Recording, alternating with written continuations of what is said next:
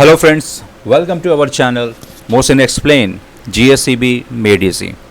In this video, we are going to discuss the question answer of chapter 9, chapter name Fundamental Rights, Fundamental Duties and the Directive Principle of the State Policy, subject Social Science, Gujarat Board. Now, जो हमारा question है वो है right to constitutional remedies. ये right to constitutional remedies ये हमारे fundamental rights में आता है, ये हमारा छठवां अधिकार है।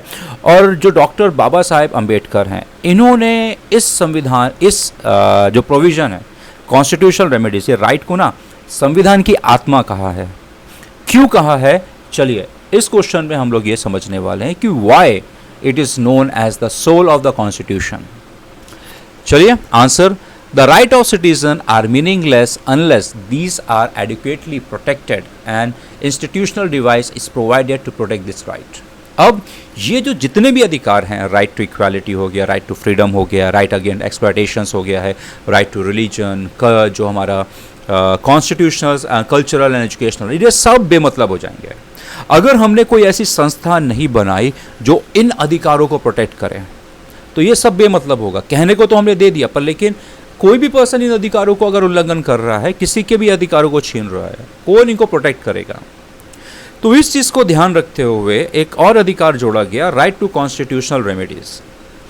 ये अधिकार क्या करेगा, इन लोगों के, हमारे सभी देश के नागरिकों के फंडामेंटल राइट्स को प्रोटेक्ट करेगा अगर उनको किसी भी गैर कानूनी तरीके से उनका उल्लंघन किया जा रहा है। चलिए हम जानते हैं क्या है। This purpose is serve by making the right to constitutional remedies a fundamental right. और ये इसी मकसद से लाया गया कि ये एक ना फंडामेंटल राइट दिया जाए। According to doctor Baba Saheb Ambedkar, जिन्होंने संविधान को, ये चेयरमैन थे ड्राफ्टिंग कमेटी के, जो जब ये संविधान बना तो इन्होंने जब ये कॉन्स्टिट्यूशनल रेमेडीज की बात आई तो इन्होंने कहा कि ये संविधान की आत्मा है। क्यों कहा, चलिए अब हम ये समझते हैं।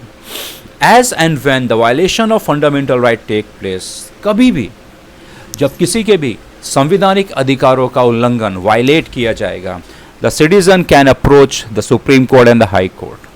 अगर उनके फंडामेंटल राइट्स का अगर उल्लंघन किया जाता है, उनको इस्तेमाल करने नहीं दिया जा रहा है, तो वो सुप्रीम कोर्ट और हाई कोर्ट जा सकते हैं। और ये जो जाने का अधिकार है, कोर्ट में जाने का जो अधिकार है, वो राइट टू कॉन्स्टिट्यूशनल रेमेडीज ही देता है। Next point, The Constitution had vested writ jurisdiction in this court, whereby, और ये जो संविधान में है ना, ये लिखत में है कि वो इस इशू को कोर्ट ले जा सकते हैं। Appropriate writ किस बेस पे, habeas corpus, mandamus, certiorari, quo warranto and prohibition are these writ। अब ये चीज़ समझते हैं कि ये चीज़ है क्या, habeas corpus, mandamus, certiorari। चलिए हम ये सारी चीज़ों को एक बाय एक, वन बाय वन करके समझेंगे। सबसे पहला आता है हमारा हैबेस कॉर्पस। हैबेस कॉर्पस एक इस तरीके का प्रविधान है, प्रोविजंस हैं, जिसमें पुलिस को ये हुक्म दिया जाता है कि आपने अगर किसी भी पर्सन को पकड़ा है, अरेस्ट किया है, तो उसे 24 घंटे के भीतर मैजिस्ट्रेट के सामने हाजिर करना पड़ेगा। अगर वो हाजिर नहीं करते हैं तो हैबेस कॉर्पस के तहत उनको वो छोड़ना पड़ेगा। इसका अगर और हम समझें कि जिसके तहत कोई भी उस पर्सन को रिहा करना पड़ेगा जो बिना किसी प्रूफ के, बिना किसी सबूत के, किसी को खाली शक के बिना पे अगर आपने अरेस्ट कर लिया है, तो हैबेस कॉर्पस के तहत पुलिस उसको छोड़ना पड़ेगा। पुलिस उनको हिरासत में नहीं ले सकती। अगर हिरासत में लिया है तो 24 घंटे के भीतर उन्हें आपको कोर्ट में हाजिर करना पड़ेगा। ठीक है। जो हमारा जो नेक्स्ट पॉइंट है वो है मैंडामस क्रेटोरियर।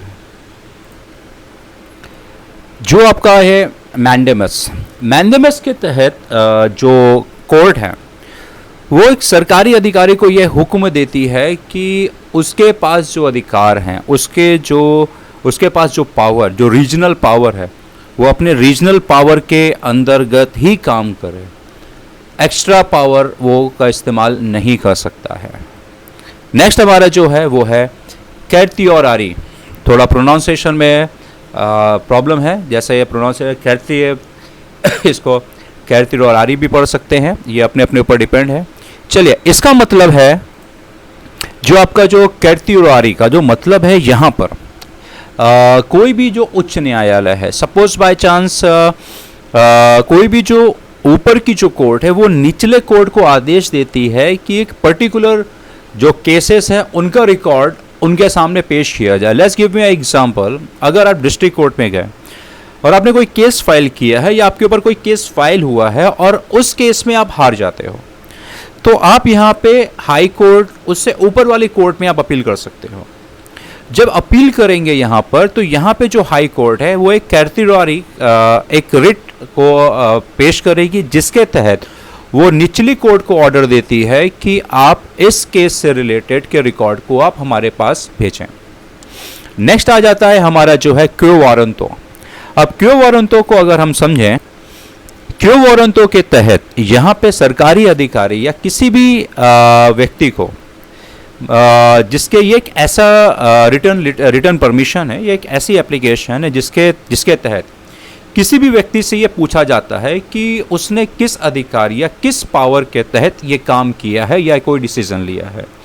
तो अगर बाय चांस रास्ते में आप अगर जा रहे हैं और कोई पुलिस वाला अगर आपको रोकता है और आपसे कोई पर्टिकुलर ऐसी इंफॉर्मेशन की डिमांड करता है जो आपके लिए बहुत प्राइवेट हो, ठीक है, तो यहाँ पर आप उस पुलिस वाले से क्यो वारंटो के तहत आप ये पूछ सकते हैं कि आपने जो आपको जो ये मेरी जानकारी चाहिए, ये किस अधिकार के तहत, किस एप्लीकेशन या किस याचिका के तहत आप मुझसे ये इंफॉर्मेशन मांग रहे हैं, और पुलिस वालों को उस एप्लीकेशन को शो करना पड़ेगा। सो अब हमारा जो आ जाता है नेक्स्ट हमारा जो टॉपिक है वो है एंड प्रोहिबिशन। प्रोहिबिशन यानी किसी भी तरीके से उस चीज़ को या कामकाज करने से रोकना। नेक्स्ट पॉइंट हमारा आ जाता है next, the supreme court and और the high court examine the case. अब जो सुप्रीम कोर्ट है और हाई कोर्ट है वो क्या करती है, केस की ना समीक्षा करती है, उस केस को सबसे पहले एग्जामिन करेगी ऑन देयर मेरिट, अपने हिसाब से, and issue a suitable order to the state government, और एक आदेश जारी करती है राज्य सरकार और केंद्र सरकार के तहत इस राइट टू कॉन्स्टिट्यूशनल रेमेडीज के तहत। Thereby the judiciary perform the role of the guardian and the protector of the fundamental right of the citizen। जैसे अगर राइट टू कॉन्स्टिट्यूशनल रेमेडीज है तो एक ऐसी संस्था भी बनाई जाएगी जो आपके फंडामेंटल राइट को प्रोटेक्ट करेगी, और उस संस्था का नाम है जुडिशरी, यानी हमारी जो कोर्ट हैं। हमारे पास 3 ऑर्गन हैं जो हमारे देश के लिए काम करते हैं। एक है लेजिस्लेचर जो कानून बनाता है यानी सरकार, एक है एग्जीक्यूटिव जो इस कानूनों का पालन करेगा जो हमारी है रूलिंग पार्टीज, और एक है हमारा जुडिशरी। ये जुडिशरी जो है ये राइट टू कॉन्स्टिट्यूशनल रेमेडीज के तहत सेटअप की गई है ताकि इंसानों के फंडामेंटल राइट्स को प्रोटेक्ट किया जाए। Now however when the national emergency is proclaimed by the president of India, जब भी हमारे जो देश के राष्ट्रपति हैं किसी भी तरीके की देश के ऊपर इमरजेंसी अगर लागू करते हैं, तब भी इस जो राइट टू कॉन्स्टिट्यूशनल रेमेडीज के तहत जो भी संस्था बनाई गई हैं, हमारे सबसे पहले तो इन अधिकारों को सस्पेंड कर दिया जाएगा। राइट टू कॉन्स्टिट्यूशनल रेमेडीज यानी इमरजेंसी के तहत अगर केंद्र सरकार या पुलिस, क्योंकि अगर इमरजेंसी लगी तो सभी के पावर को नल कर दिया जाएगा, किसी भी पॉलिटिकल के पास कोई पावर नहीं रहेगा।